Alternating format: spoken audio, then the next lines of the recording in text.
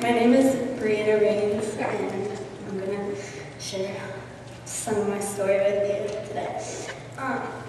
High school for me, as pretty much anybody else would say, has been the best / worst years of my life, but I believe without a doubt has made me who I am today. I grew up all my life being the typical church girl. I was always involved in all the church activities and youth group. I was in the church choir, the youth group band, the drama team, and anything else I could possibly be involved in. So church was pretty much a second home for me. Most of this didn't go too well with some of my school friends though. You're such a goody-goody, they would always tell me, why won't you ever come out and have a good time with us?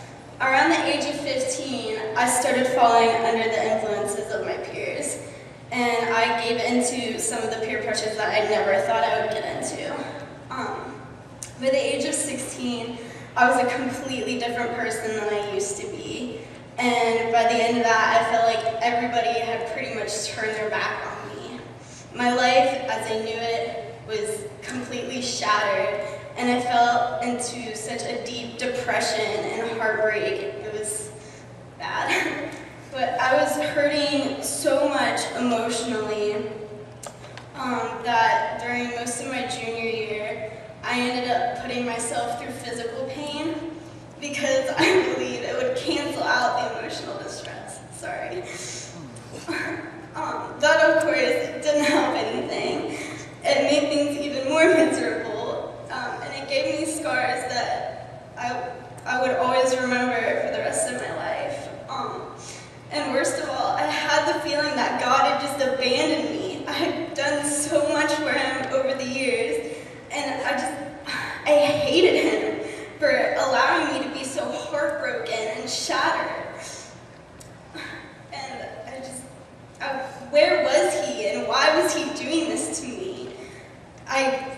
Honestly, I contemplated suicide so many times, and there were so many times where I'd just be in my bed, crying myself to sleep, like wanting to just run into the kitchen and find any kind of drug that would just do the trick, but I could just never bring myself to do it.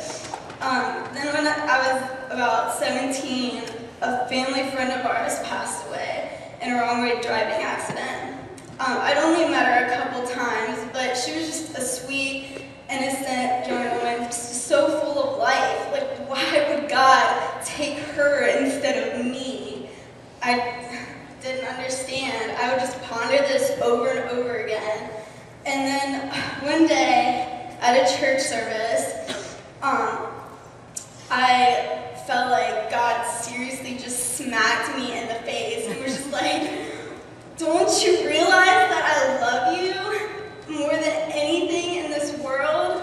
I died for you so that you wouldn't have to go through this. And he said this to me, and I honestly believe that he can say this to anyone who accepts it. And then he said to me, I'm going to use you to reach so many people one day. And I thought to myself, me? Out of everything I've done, I hated you, yet you chose me, and you love me for who I am. Then I was revealed the verse, Psalm 139, 13 through 16. For you created me in my inmost being. You knit me together in my mother's womb. I praise you because I'm fearfully and wonderfully made. Your works are wonderful, and I know that full well. Sorry. My frame was not hidden from you when I was made in the secret place, when I was woven together in the depths of the earth. Your eyes saw my unformed body. All the days ordained for me were written in your book before one of them came to be. This verse just gets me every time because he knew me and loved me so much before I even knew his name, before I was even a thought. And he knew what I was going to go through, and he knew the choices that I was going to make before they even happened. And he loves me anyways. It just blows my mind. And he still isn't finished with me yet. That's right. It's just incredible. have life, even if we don't deserve it.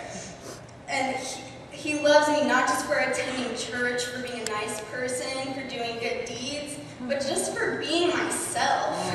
No matter what I've done, and no matter how much I hated God, he still loves me. And I realized today that